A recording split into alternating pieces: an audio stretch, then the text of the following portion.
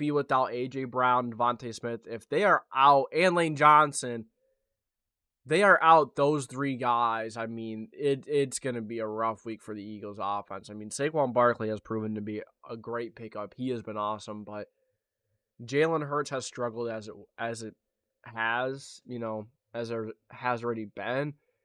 So now, without both of your top weapons, Lane Johnson, yeah, man, it's not looking good. It's not looking good for that offense, even on the defensive side of the ball. Their edge rush or defensive line has been as good as expected. Their interior is solid, but they're struggling to get some pressure, some pass rush on the edge, and that's a big issue.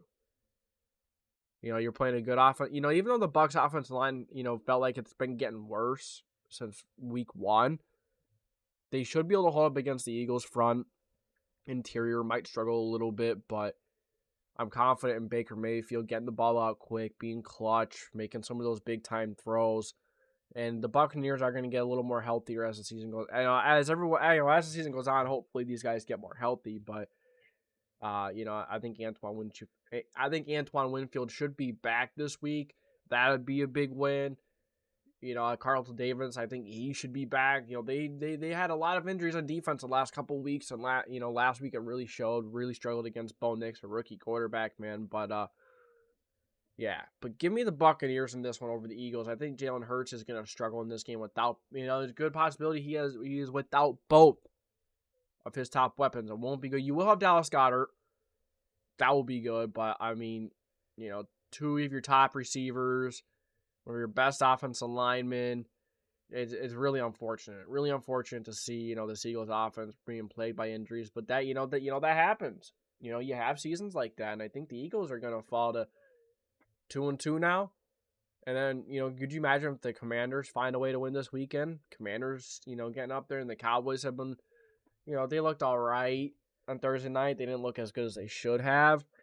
Hopefully they can figure things out as the season goes on. But, I mean, they've, we'll see. We'll see. It's still early. But, I do think that the Buccaneers are going to win this football game against the Eagles, man. I mean, Baker Mayfield has just been lights out. Did struggle last week, but they're pissed. They're going to come back this week and play lights out. They're going to run the football.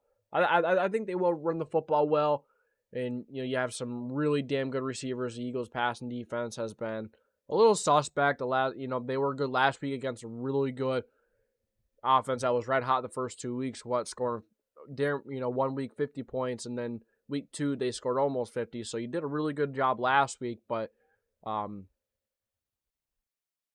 Baker Mayfield has been really good. Derek Carr is good too, and the weapons that they have. But Baker, these corners are going to have to be on the top of their game, playing Chris Godwin, playing Mike Evans.